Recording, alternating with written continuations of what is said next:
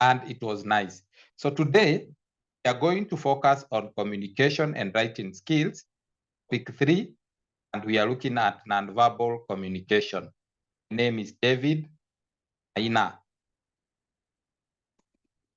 So then, move to the next thing, and we ask ourselves, what is nonverbal communication? Now, nonverbal communication is any form that is communicated without using words. You don't communicate using words. Last week we talked about verbal communication, and we said verbal communication is communication using word of mouth. Today now we are looking at the opposite of verbal communication or oral communication, or communication using words. Now, nonverbal communication, which is the opposite of oral communication, is any communication or any information that is communicated without using words. It is often referred to as the silent language. Often referred to as the silent language. And nonverbal communication is information we communicate without using words. And a lot of nonverbal communication is unintentional. It is unintentional. People don't know that they are communicating or not. People are not even aware that they are sending these messages. For example, assuming that you are going to work, you are going to school, and you have not closed your zip. You have not closed your zip. You are walking in the street. You are still communicating to us. What is the communication? That you are in a hurry. A point that you did not take considerations, that you did not realize that your zip was open. So that is nonverbal communication. The way you sit, the way you walk, the way you pay attention to some things, the way you maintain the eye contact when someone is talking to you, those are nonverbal communication. And they tell so much about you. They tell so much about you. You might try to hide something, but people can read between the lines and they can tell that things are not good here. So this one is a thief. This one is a liar or something of the sort, by looking at your eyes, looking at the way you are shaking hands, and looking at the way you are looking at people. We can tell that you have fallen in love with someone the way you look at that person, the way you smile at that person, the way you hug that person, the distance you maintain between that person and yourself. We can actually tell something about it. Distance also communicates about us. Like the way you hold a child, that one is an intimate distance. Don't hold a child with your arms stretched up. You hold a child as close to your chest. That shows that it's intimate. Same case with hugging. There's a way you can hug your friend. There's a way you can hug your relative. There is a way you can hug maybe your girlfriend or your boyfriend. All those hugs are different. They communicate. So then, because last week we learned about verbal communication, I want us to look at the differences between the two, so that we know where we are headed. So verbal and nonverbal communication differ in 7 ways. And here we are talking about the environment. We are going to talk about the feedback. We're going to talk about the continuity. We're going to talk about the channel. We're going to talk about control. We're going to talk about structure and acquisition. Those are the 7 ways we are going to look at. Now, the first way is environment. When you talk about verbal communication, and verbal communication Unlike much verbal communication, non-verbal communication can take place when we are not around for people to get an impression of us. We can, non-verbal communication can take place even when we are not around. For example, our compounds, the way you left the compound. If the compound has very long grass, if the compound is littered, there are so many what we call papers, there are litters everywhere. You closed your gate with a lock and you went to work or to school. Then someone came looking for you and peeped through the gate, through the tiny hole at the gate. And then they can see how littered your compound is. They can see the long grasses in your compound. You can actually tell kind of a person you are. Another example is how we leave our homes. Maybe you left your home, your bed, you did not spread your bed. Maybe the sufuria was on your bed when you left home. So when people can actually peep through the window and see how you left your bed, they can tell the kind of a person you are. Disorganized, you don't care, you are dirty, so on and so forth. So our homes can tell us more about ourselves even when we are not around. That's why when we know that visitors are coming to visit us, make sure that everything is clean. Everything is put in their right place. If we have long grasses in our compound, we trim them. If we have littered our compound, we make sure that all the litters are taken to the dustbin. We ensure that everything is in order. That when these visitors are coming to visit us, they can see that we are clean people, we are organized people. They can have a clear picture, a good picture about us. When they come and they find things are haphazard, then you leave a home with a very negative image about you. So environment, very important. Number two difference is feedback. So we give a lot of nonverbal feedback, show interest in someone by smiling at them. They smile at us back. Lack of interest by fidgeting, by facial expression, and by body postures. These all, they show our emotional responses. When you love someone, you smile at them. They smile at you back. You hug them passionately. They hug you passionately. Then, when we look at that hug, we can say these people are in love. These people, they love one another. These people, they care about one another. So nonverbal communication can give us feedback. That feedback doesn't have to be spoken because it is nonverbal. Move to the next thing. Talking about differences between verbal and nonverbal communication for those who are joining us for the first time. We have continuity. Continuity simply means what? Unlike verbal communication, it begins and ends with words. Suppose you are going to visit your lecturer, your communication skills lecturer. When you get to his office, you knock the door, you enter, and then you start by saying, "Hi, sir. Hi, madam. Good morning, madam. Good morning, sir." So it will start with a conversation, then it will end with a conversation. See you, don't repeat the same thing. I will open the assignment for you at 3 p.m. I'm going to class. Let's meet at, for example, at 11. It has begun with words. It has ended with words.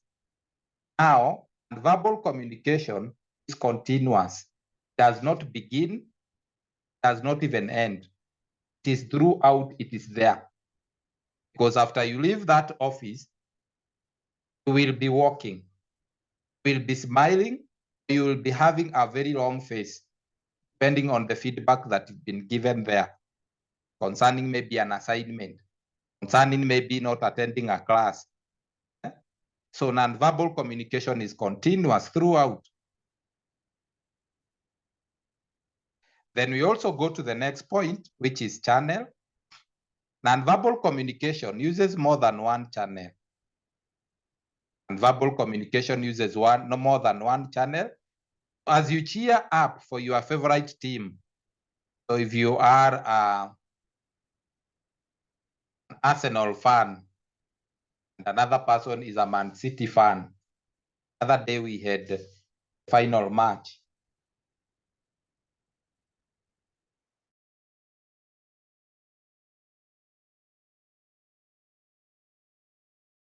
So the other day we had the final match between Arsenal versus Man City.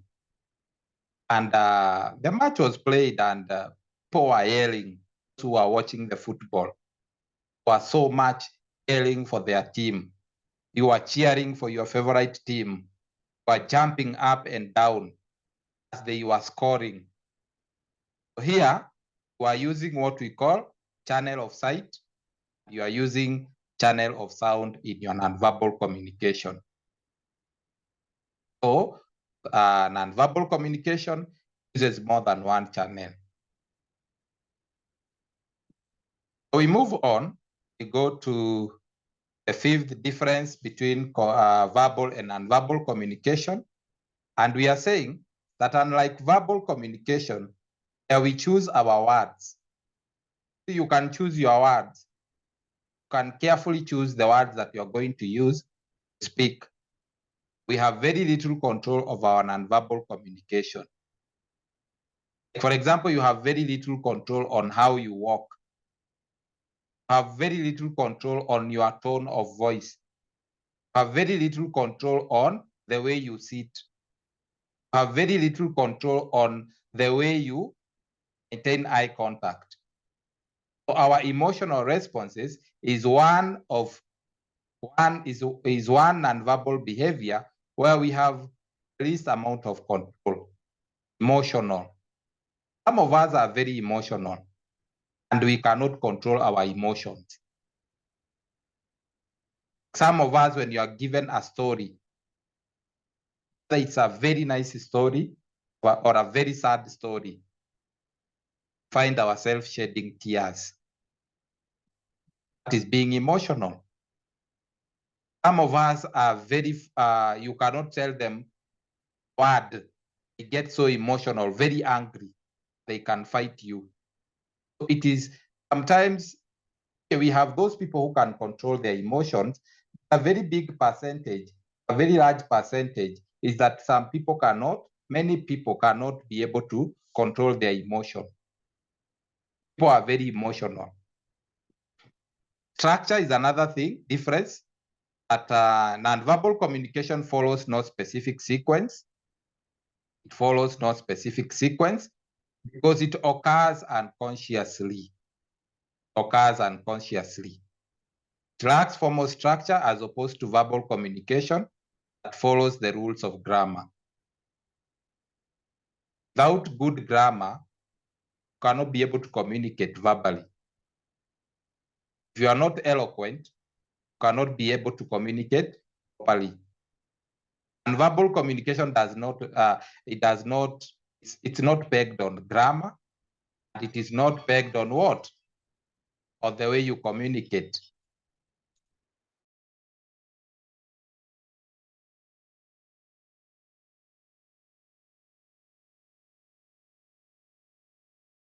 So in other words,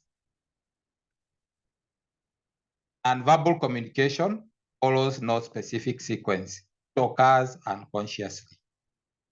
It lacks formal structure as opposed to verbal communication that follows the rules of grammar. So with grammar, you can communicate. Without grammar, you cannot communicate. With language, you can communicate. As far as verbal communication is concerned, verbal communication relies on grammar, it relies on the language, it relies on your what? It relies on your ability to express yourself verbally. You cannot do that, then nobody will understand you.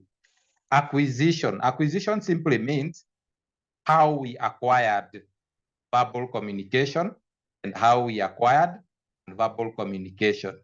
So how do we acquire verbal communication? Verbal communication, most of the time, it is taught in a structured or formal environment like schools.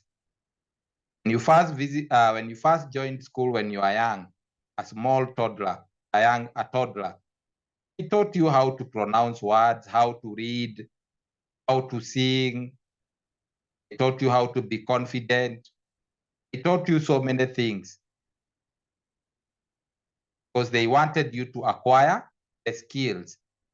Wanted you to acquire speaking skills, presentation skills, wanted you to acquire confidence, wanted you to acquire good grammar, wanted you to be eloquent, wanted you to be have confidence when you are speaking, and also to be fluent. Now, when it comes to nonverbal communication, this one we don't go to class to be taught. Like maybe you may be asking, what about sign language? It's a language. That's why it's called sign language. They communicate using signs. That is not nonverbal communication. They're communicating using signs. Now, we learn nonverbal communication by imitating others. Like I have seen so many people when they are taking photos, they use the V sign.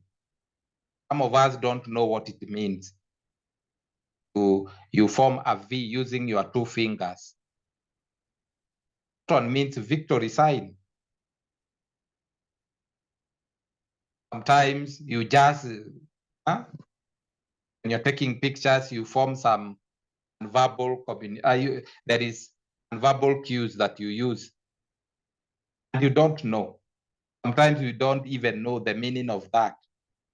Like I was told, if you close like all the middle fingers, you are left with the small finger and other finger close to the thumb.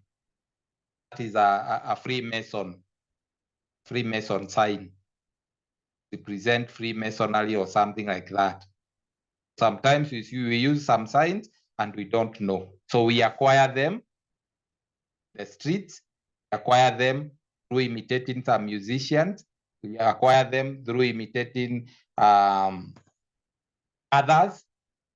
and some celebrities, and we don't know the meaning. Unless now we go to the books and try to find out the meaning of the nonverbal signs that we use. Importance of nonverbal communication. Importance or functions of nonverbal communication. Number one, nonverbal communication is used for complementing. It is to complement. Complement is used in line with. Complement, it is used to reinforce. So nonverbal cues complement a verbal message by adding to its meaning. You can pat someone to offend on the back as you say sorry to her. You are complimenting that person. Sometimes we see those who watch football, whenever the time is almost ending, or 90 minutes is coming to an end, or we are about to get to the 90 minutes, we'll see the coach shouting, time up, and showing a T sign using his two hands, making a T sign using his two hands, telling the players that time is up, you need to work hard, at least you score a goal, or something like that. So it is used to complement. Verbal cues complement verbal message, adding to its meaning. You can pat someone at the back, for example, as you say sorry to them. You can hug someone who are going through difficult situations. Be that person has lost his loved one or her loved one. You can hug them, give them a shoulder to lean on, shoulder to cry on. That is, you are complimenting that you are very sorry. You are showing how sorry you are. You are showing how together you are in whatever situation that he or she is going through. Another importance or function of nonverbal communication is regulating. What is to regulate? Regulate, you can be able to relate with what is happening. For example, a boss can start arranging papers on his desk to signal the end of conversation. For example, you have visited your lecturer, maybe you did not do an assignment, maybe you did not do a cut. So you have sat there for, say, for example, 30 minutes. You may see your lecturer picking a pen, his mark pen, his white marker, and taking his tablet. He is standing up as he leaves you sitting down. That tells you what? Time is up. I'm going to another class, and I think time to talk to you is up. Signals the end of conversation. So it is used for regulating. So you can look at the way things are running in a certain occasion, in a certain event, and you can tell this one will end in a fight. The way they are arguing, this one will end in a fight.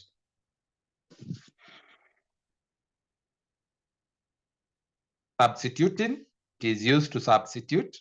If you look at that particular picture, this person is smiling. He has drawn a smiling face, a smiling mouth there. This particular picture has been used to substitute his mouth. It has been used instead of my mouth. I am using this picture to show that I'm happy or I'm smiling. So substituting verbal behavior can also replace verbal communication. Example, you can wave at your friend who is across the street as a greeting. You don't have to run your friend. A bus or a vehicle may knock you or may run you over. Instead of shouting, you can wave at a person who is very far, the other end of the road. You tell them hi. You don't have to say anything, but you just wave at them. That means you have substituted verbal with non-verbal. Hope that one is clearly understood. Number 4 is what we call assenting. Assenting. Assenting, for example, it can be used to assent, emphasize, or to reinforce verbal messages. So whenever we communicate something important, we are likely to assent with non-verbal communication, non-verbal cues. A lecturer, for example, may use a firm voice asking the class not to be late for the next lecture. Before we started this class, I think there are some things that I've laid down firmly. Some things that I've said firmly, without fear or favor. Assenting means that sometimes you may listen to someone, you may listen to their voice, how strong their voice is, and how unwavering they are. You can tell and say that one is very serious. So if we do contrary to what we have been told, then we are going to face the music. That is what we call assenting. Characteristics of nonverbal communication. I want us to look at there are 5 characteristics of nonverbal communication, but these ones are not all the all the characteristics of nonverbal communication. They are many, many, many. So let's look at these characteristics of nonverbal communication.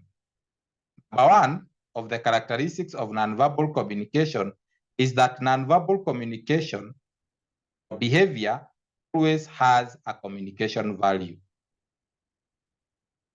What are we trying to say?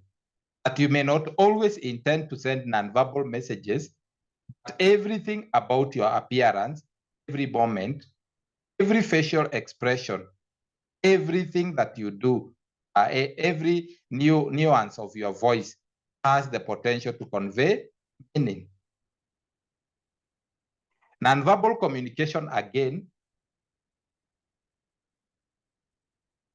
also operate in the mediated communication. For example, when you type a message in capital letters, what are you trying to communicate? I was doing communication skills when I was a student like you. You are told that when you write an email using capital letters, it's like you are shouting, like you are commanding someone. It's like you're telling me this one is urgent. So be very careful not to be using capital letters. Capital letters themselves, they communicate about the issue you are talking about. They tell you that this one is very important. Number two, nonverbal communication is very powerful.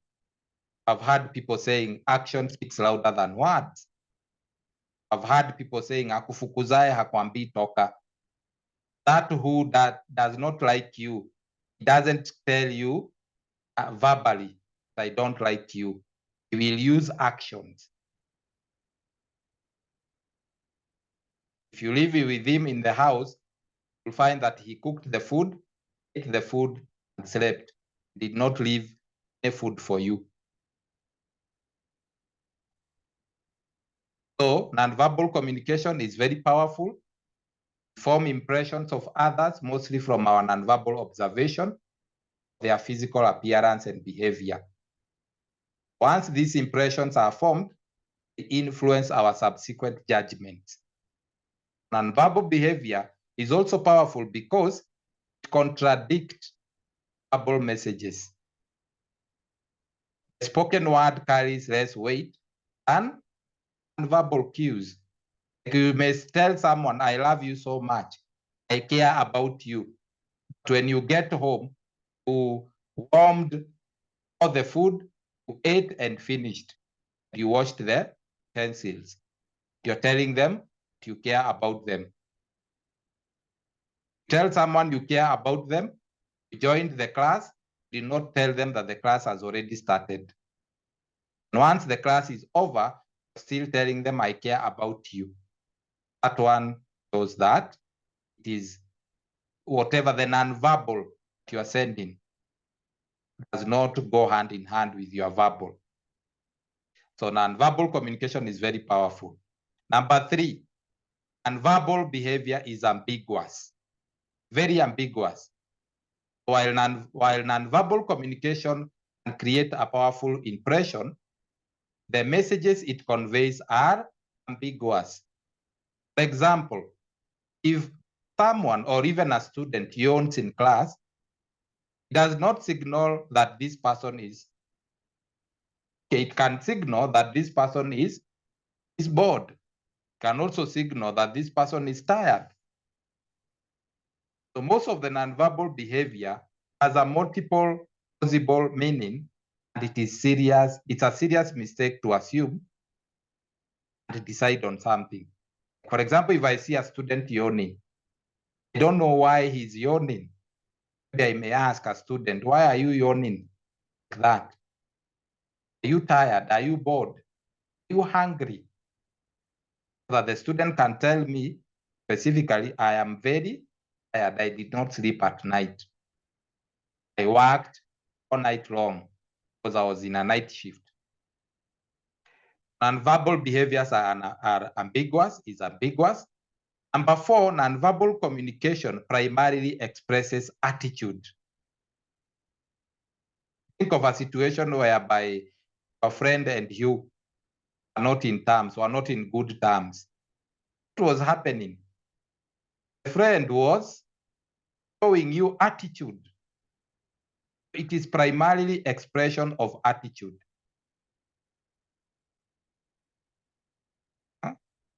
They're not saying hi to you.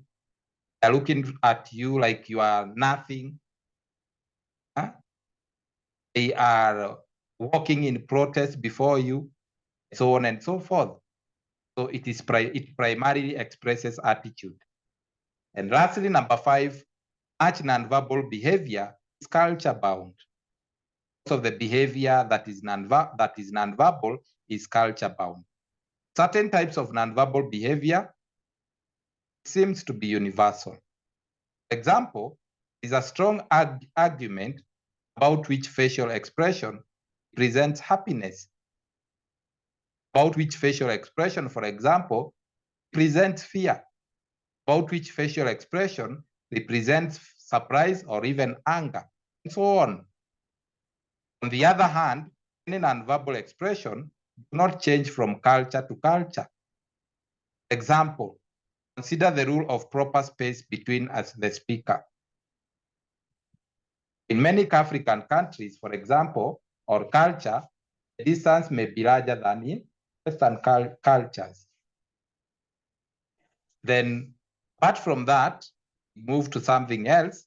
I hope you have understood there for the 5 main characteristics of nonverbal communication.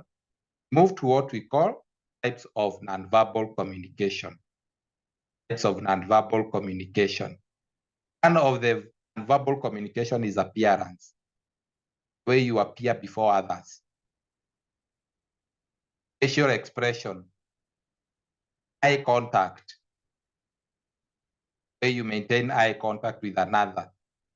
Gestures, where you say hi to someone. Proximity is how close you are seated to someone. Touch, how you touch one another, how you hug another person. All these types of nonverbal communication. Maybe I can say something about types of nonverbal communication. We have the paralanguage. The paralanguage is one type of nonverbal communication. And paralanguage is the way we say something, the way you say something. For example, I remember at times when I was very young and I was living at home with my parents. And my father used to call, there is a way normally he would call you and you would know there is nothing wrong. Everything is okay. There is a time when you have made or when you have done a mistake somewhere, or when you have committed some wrongs somewhere. You would hear him calling you, and the way he is calling you is not like the way he calls you normally. So you would know things are not good. No, things are not good. So paralanguage is the way we say something. For example, what I have told you. So you can be able to look at, to hear the voice. The voice and the way you are being called, you know that things are not right. Now the voice, you may look at the rate. Rate is the speed at which the speaker speaks. This one can affect the way the message is received. The pitch, which refers to how high and low the voice is. The volume,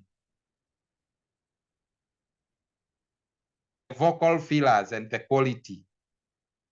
Also have body movement, where you move your body. For example, when you talk about emblems, emblems are body movement that have different translation into words, often used when words are inappropriate. Emblems, castrators, regulators, all those things are in the notes. We read them. Clothing is another way, the way you clothe. Example, if you put on swimming costume, and you go with them to work, friend, you will be chased home. Nobody will open the gate for you. Actually going to be told, where are you going? Who are you? You go and dress properly. If you put on swimming costume and we are in the beach, nobody will ask you.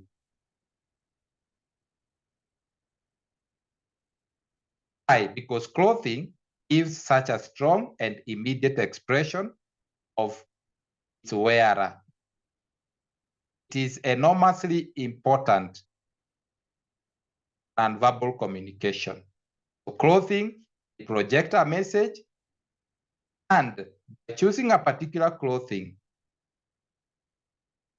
it actually tells who you are, what kind of a person you are. So clothing falls into 4 categories. For example, you can talk about uniform. When you see anybody in a certain uniform, you can tell who they are. For example, if you see police in a uniform, you can say that this one is a police officer. Suppose you are along Nairobi superhighway, Thika superhighway, and then somebody without a uniform, maybe you are driving, tells you to stop. You cannot stop because you don't know who he is. If you see a person in a police uniform and tells you to stop, you'll obey them. Because of that, that uniform communicates that they are in authority, they are police officers, they are traffic police officers. We also have occupational dresses that employees are expected to wear. For example, if you are a cleaner, expected to wear some dress, some clothing that people can know you are a cleaner. If you are a doctor or a nurse, there is a certain type of clothes that they wear. We also have costumes. So costumes are a form of highly individualized dress. Again, we have space and distance. They communicate. Space and distance communicate. So let nobody tells you that that space and distance does not communicate. And we have different types of spaces. Intimate distance. So when our intimate distance is violated by people who have no, who don't know or who are just careless, we feel very bad. We feel offended. For example, we are in a crowded bus. There, we try as much as possible not to be intimate. We try as possible intimate distance not to be violated. We react by ignoring these people and not making eye contact. Crowded bus, you can imagine. In a crowded bus, you realize that people are so much squeezed. Somebody is on the other side, other person is in front, another person is behind. So you are very sensitive because that is intimate distance. Somebody touching you, a body, doesn't matter whether it is volume, whether it is you like it or not. That one, you feel very uncomfortable when you board a matatu that is crowded or a bus that is crowded because of the intimate distance. Then the next type of distance we have is personal distance. Personal distance is very important. This is the distance we keep most often when we are in a casual and personal conversation. It's close enough for the other person actions, but far away not to encroach on intimate distance. For example, people in the offices find that someone is open office, someone is seated here and the other one is seated there. That one is called personal distance. That you can even call your relatives, the other person will not be able to hear what you are saying. So the distance that we maintain in our offices, those ones are called personal distances. They are closer than 18 inches. Then we also have social distance. This one reminds me of COVID-19. You are told to maintain social distance. So this is the distance that distance makes it possible for each worker to concentrate on their work, to use the telephone without affecting others. Then the public distance is another one. Very good example of public distance is the president is addressing the public. when the preacher is addressing the congregation. That distance between the preacher and the congregants is what we call the public distance. Apart from that, we also have another type of nonverbal communication called touch. From the diagram there, you can see touch. The closer we stand to one another, the more we increase the likelihood of touching. So if you move to your friend closer, the more you increase that distance of touching them. We are all familiar with the use of touch in intimate situation.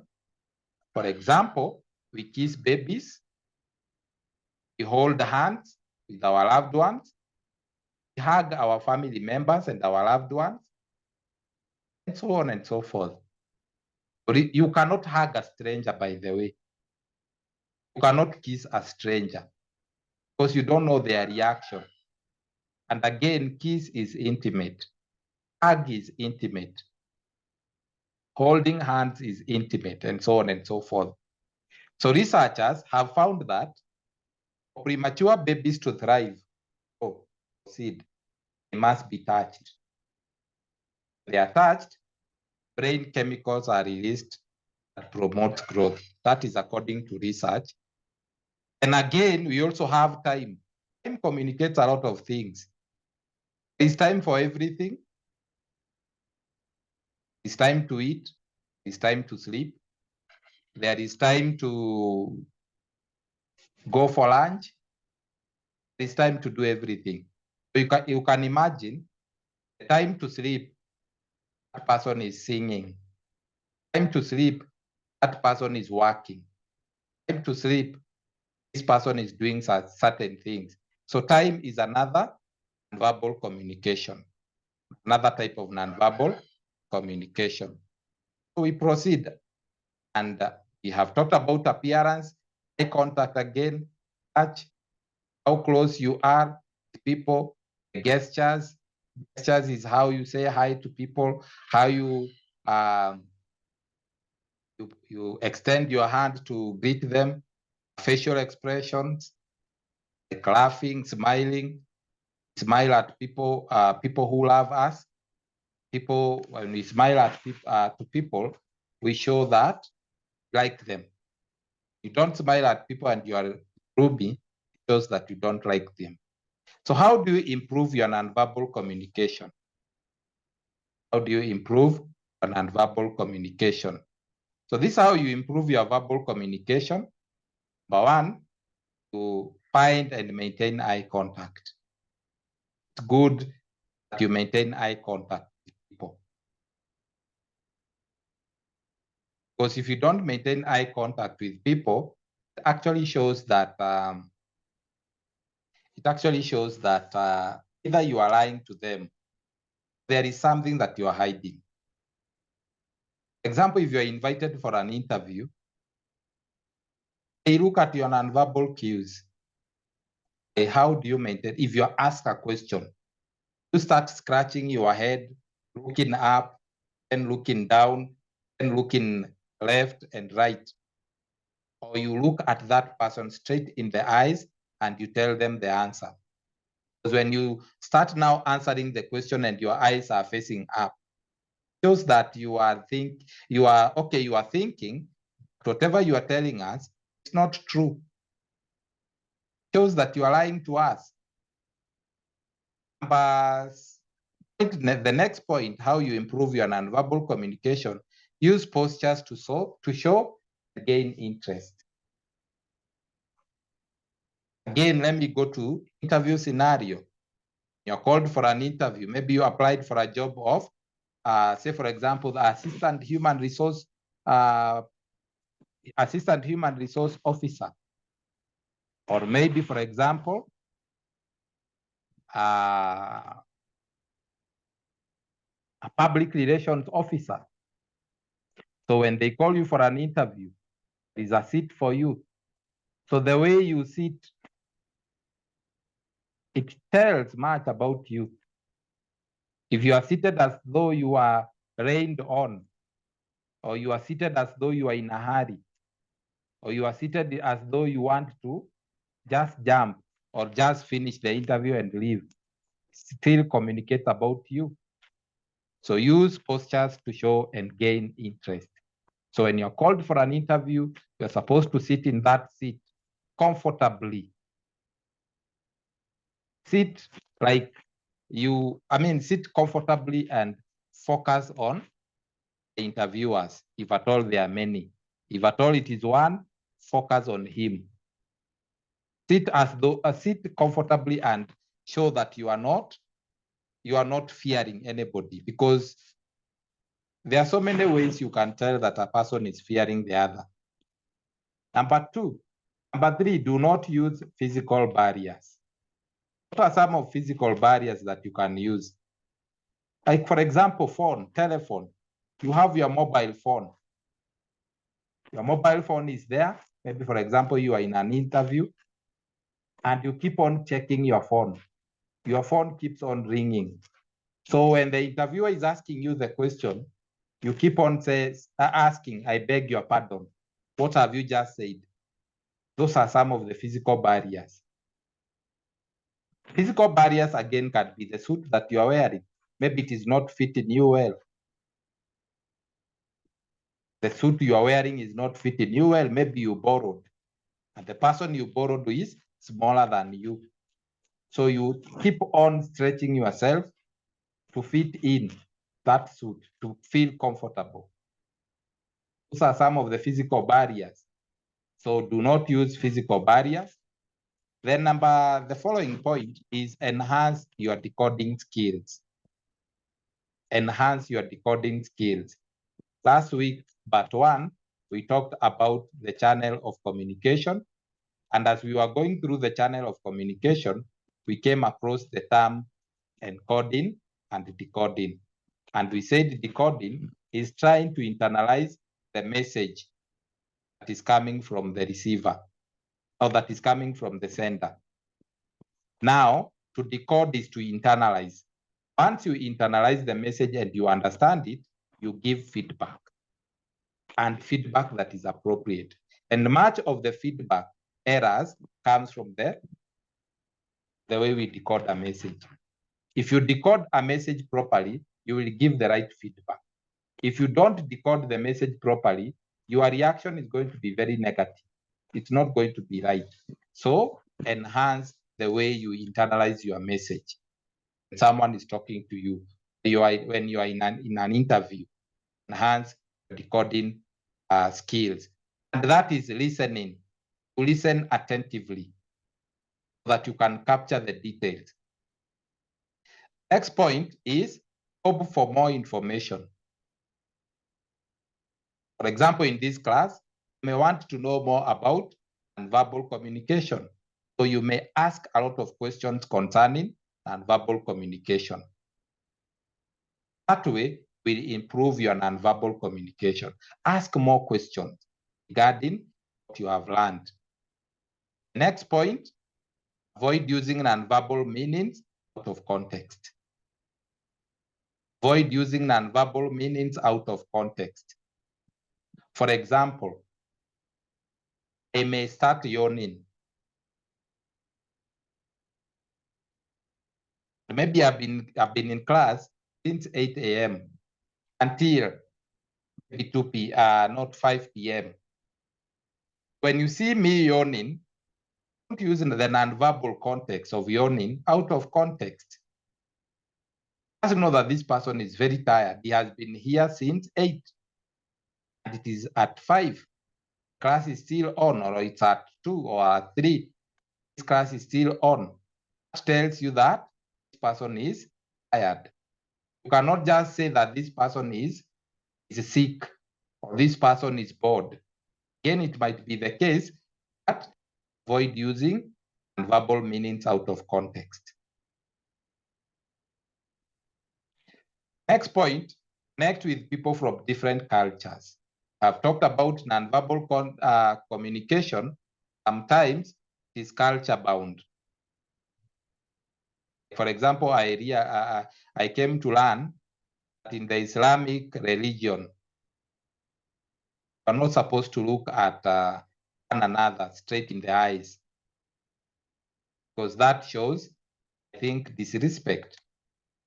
Lady, you are not supposed. A lady is not supposed to, as a young man, you are saying you are not supposed to look lady directly in the eyes. Even in some culture, like in some African culture, it is not right to look at the old, or people who are older than you directly in the eyes.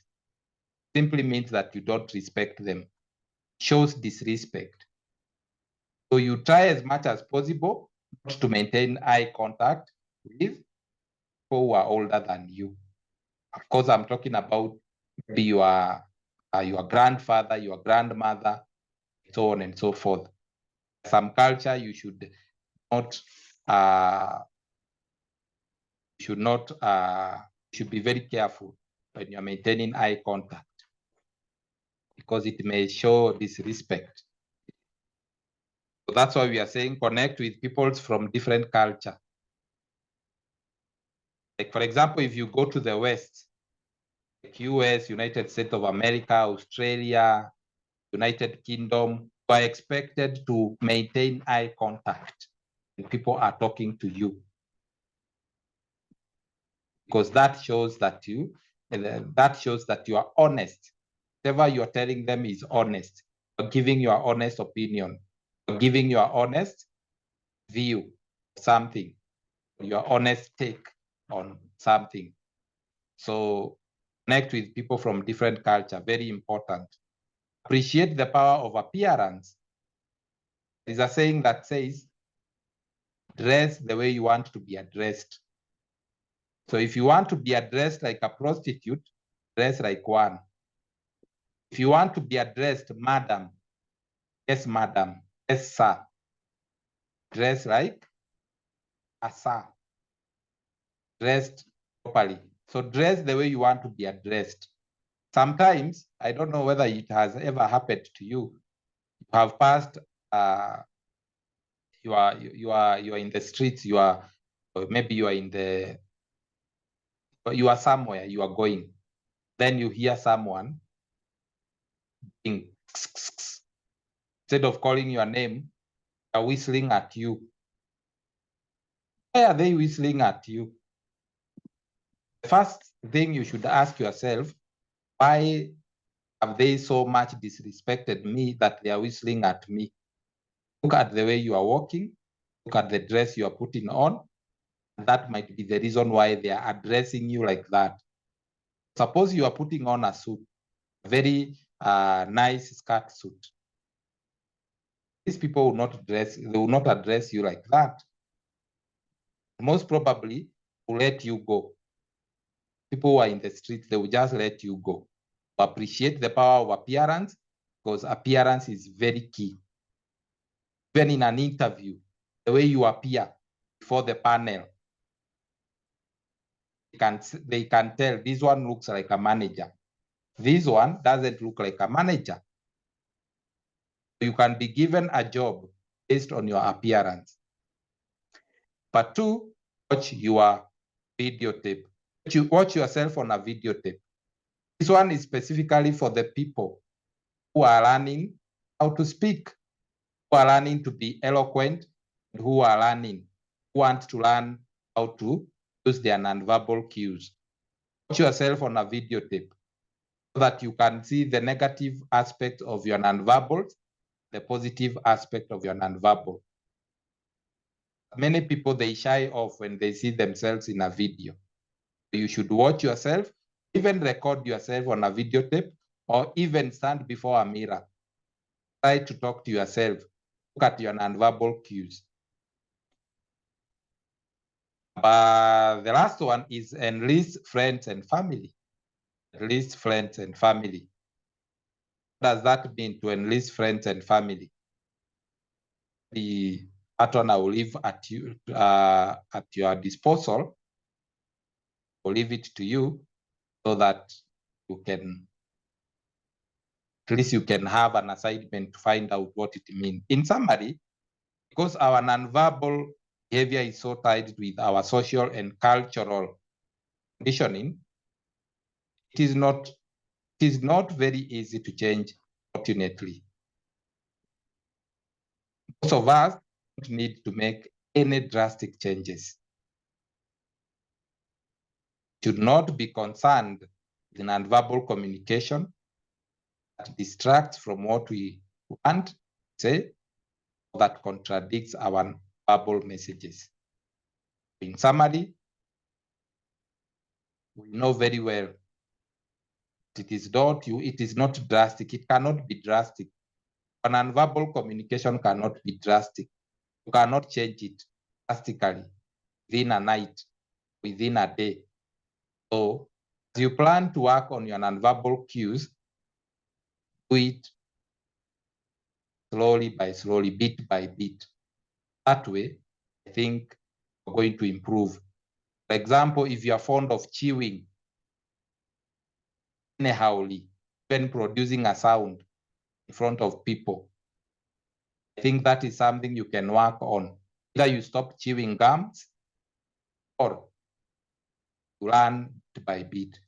If you are fond of focusing on the maintaining eye contact, it is the highest time that you now start in that. Because by so doing, you're going to improve on nonverbal cues. Nonverbal cues are very important. Someone doesn't have to speak to you to know the kind of a person you are. The way you leave your hair unkept and kempt, the way the shoes that you put on, the trouser that you put on is the trouser that you wear from Monday to Friday. It communicates much about you. The way you interact with people. Some people, maybe even before you start talking to someone, you don't even say hi to them. Don't even say good morning to them.